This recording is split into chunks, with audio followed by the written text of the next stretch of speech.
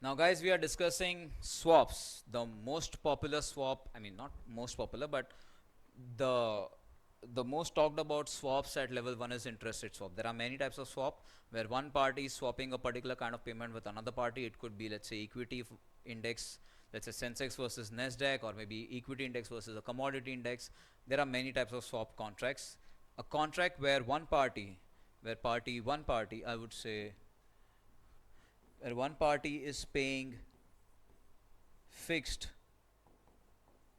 to another party and in return receives floating. This kind of contract is referred as interest rate swap, and you probably will be wondering that how different it is from FRA. Well, it is different. First of all, the common thing is, in FRA the underlying was interest rate. In IRS the underlying is also the interest rate. FRA was fixing the interest rate for both the parties. There is, like over here, if you notice, one party is paying fixed and the other party is receiving fixed, so they are fixing the interest rate. In interest rate swap also it happens the same thing, just like in FRA, but the place where they are different is over here. Typically FRA is short term, less than 1 year. An interest rate swap is long term, like it can go be as far as 5 years, 10 years, or something like that. So from that perspective, that is a little bit of difference. But there are other differences in terms of how you determine the fixed rate of the interest rate swap, the swap rate. That is one thing, and another is the settlement and all. So let's directly jump to that. Pretty much everything else is the same, because interest rate swap, customized, OTC, dealer, notional principal is mentioned, unregulated, counterparty default exists, all the same thing which is for the FRA. Let's focus on the differences of similarity and differences of FRA and IRS. And here's the thing, if you were to look over here, I mean, people say, like, if I were to kind of check, like, let's say it is a 1 year interest rate swap where the swap is happening every quarter, if you realize, if I let's say talk about every period separately, then this is one of the FRA which is expiring on the 90th day. Then this is another FRA which is expiring, FRA 2, which is expiring on the 180th day. And then there is another FRA which is over here, FRA 3. The contract is expiring at the 270th day. So if you realize, if I combine all these FRAs, it's pretty much an interest rate swap. And there's a statement which says that interest rate swap is equivalent to series of FRA.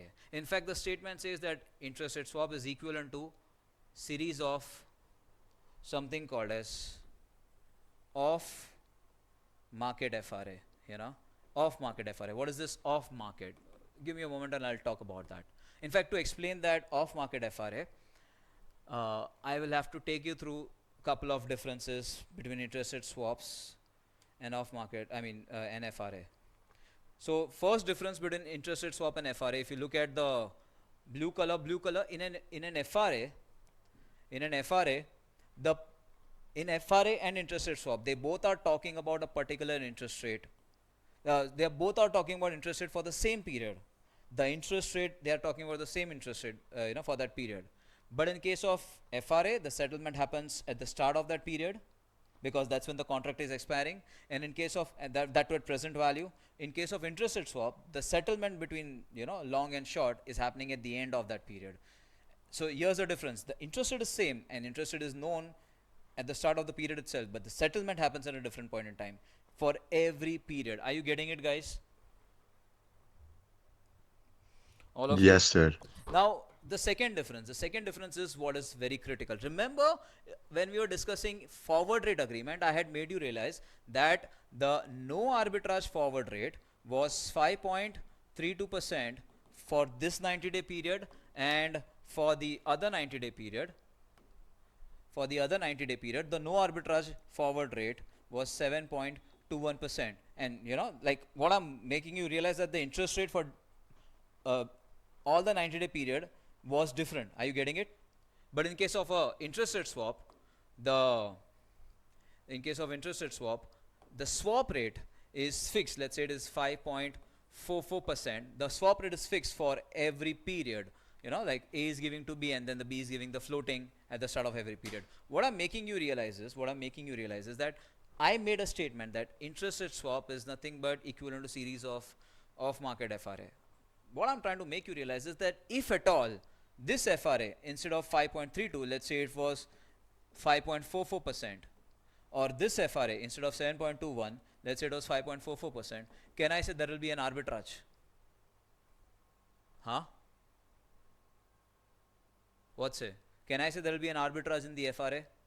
Yes, sir. Because so in some of these FRAs, like for 5.44 is more than 5.32. So for long, for example, some FRAs might have a positive value, and for that same person, some FRAs might actually have a negative value. First of all, the FRA where the fixed rate is other than no arbitrage rate, we say that this FRA are off market FRAs. And here's now getting into the details of that statement. Interest rate swap is nothing but equivalent to series of off-market FRA. So what it is trying to say is that if at all every FRA was quoted at the 5.44%, you will see some of the FRA would have positive values and some of the FRA would have negative values. If I add all of them, it will be 0. The idea or the logic over here is that, listen, I mean, people would be like, hey, you know what? Like, think about it. People will be like, green color. I mean, on one hand, like all this information, 5.32, 7.21, etc., all this information is aware. You know about this information today, na? Because this is a fixed rate, right? And you also know about 5.44% over here in case of interest rate swap, right? So what people would be like, you know what? Let me just borrow at 5.32%, become the short FRA over here at 5.32%, like not borrow, like yeah, let me get into FRA at 5.32% and then kind of reinvest at 5.44%. I'll get the advantage. Are you getting it, all of you? That's what people would think. Barabar na? Because 5.44 is for Yes. this period as well, right? But FRA Yes, sir. for this period is saying 5.32. Am I correct? So Yes, people sir. might be like, there is an arbitrage over here. Well, here's the thing. You can get into this FRA and get 5.32, no doubt about it. But when you get into an interest rate swap, which is going to be for a longer period, you see 5.44 is not just for this period, it is for that period. Are you getting it? So if at all you thought that, okay, let's get 5.32 and then 5.44, there will be a positive value over here, let's go and enjoy. But you realize you're stuck in this interest rate swap and you have to make that payment for this period as well. I'll use the another color, which is, let's say, light blue. For this period, you can't see the light blue, wait. For the black color, for this period also you will have to pay 5.44. Now here's the thing, यहाँ पे तुम interest कैसे pay करोगे? Are you getting it? एक जगह से तुम interest ले रहे हो, let's say under FRA, तो IRS में interest दोगे तब जाके तुमको positive value मिलेगा ना, बराबर कि नहीं? Right, sir. Like, think about it. You are receiving, let's say in case of green color, the first one, you are receiving 5.44, like you are receiving 5.44 and you are using this 5.44 to pay for 5.32. Are you getting it? So you are going long FRA 5.32 and going short IRS 5.44. Barabar hai? So you say like, oh, you know what? I got a positive value over here. But what I'm making you realize is, now over here also, you will still have to kind of, you're still going to receive 5.44. But guess what? In this FRA, you will end up paying 7.21. So over here, you are having a loss. What I'm making you realize is that all these off-market FRA, if I combine, positive, negative, the total will be 0. And if that is the case, then I can say that this swap rate of 5.44 is the no arbitrage rate. Are you getting it? And that's Yes, the meaning sir. of that statement, Yes, that sir. interest rate swap is nothing but equivalent to series of off-market FRA. If I take all the off-market FRA and combine them, some will have positive value, some will have negative value. The total payoff will be at, just like the IRS, the total payoff will be 0. That's what it is trying to say. I hope this is utterly clear to you, because this is the place where people get hell lot of confusion. Are you thorough with this? Yes. Yes, sir. Yes, sir. So yeah, now the question is, how do you derive the swap rate? I mean, like the whole earlier when I said that IRS is nothing but equivalent to series of off-market FRA, the idea was just to make you realize that you can't really get into an FRA at a lower cost and then kind of make a profit out of this, because it's going to kind of nullify at every point. That's what I was trying to put a point over here. Now we need to determine the swap rate such that the total of all the off market FRA is 0. So I need to know that, in that previous slide I show you 5.44%. So how do you really get that? That's what is important. And it's very simple. Remember, you have to create a replicated portfolio. The payoff should be same as IRS in this case. In case of an interest rate swap, what is the payoff? A gives fixed at regular interval to B, and which is, by the way, this is long, and B gives floating to A at regular interval. That's what we know. Now think about it from the point of view of A. He's paying fixed interest expense and receiving interest income, right? So over here he's paying interest expense to B and receiving interest income. Am I correct? I can create the same payoff structure, paying fixed and receiving floating interest. I can create the same payoff structure in the bond market. How? Very simple. I can actually, because I have to pay fixed interest expense, I can actually borrow. How do I borrow? By selling or issuing the bond, by issuing a fixed coupon bond. Let's say it is $100 million.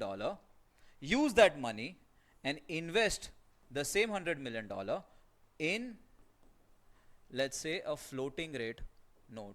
I don't know if you realize over here, because I've borrowed fixed coupon bond, I'm paying fixed, and because I've invested in floating rate note, I'm receiving floating. Can I say over here the payoff is getting matched? Yeah. IRS versus the bond market thing. Am I correct? All of you? Yes. Now here's the interesting part, people. This is basically supposed to be equal to each other at all point in time. I mean, especially on day one, right? So can I say, what is $100 of FRN? It is nothing but present value of FRN. And I don't know if you again remember that floating rate note on the starting days is always going to be at par. Okay, because all the coupons are discounted at the same rate. If you still don't get it, let's say this is $100, and then this is also $100, but which is basically nothing but the present value of the fixed coupon bond. Okay, how do you calculate that? Which is coupon of the first period discounted at 1 plus spot rate, S1 raised to the power 1 plus coupon of the second period 1 plus 2-year spot rate raised to the power 2 plus third coupon upon 1 plus 3-year spot rate raised to the power 3. Like point is, you will have the information of, you will have the denominator information with you, because you can easily look at the spot rate and the spot curve. You have the LHS, which is 100. If you solve for this coupon, which is fixed coupon, you will get the fixed rate, the swap rate, which, let's say for example, turns out to be 5.44%. Are you getting it? If this is not 5.44% over here, then again there is arbitrage. Are you getting it, all of you? Yes, sir. Yes, sir. So yeah, this is pretty much Yes, the sir. replicated portfolio for IRS, so that you can arrive at the no arbitrage rate. And by the way, again, this one is not part of the syllabus. By the way, if you look at it carefully, if you look at just this part, this is nothing but the par yield curve. This is how par yield curve is developed. So practically, when people are trying to find out the swap rate, they just go on Bloomberg and find out the par yield curve, and that's pretty much the swap rate. So yeah, and yeah, swap rate is derived from spot rate. So yeah.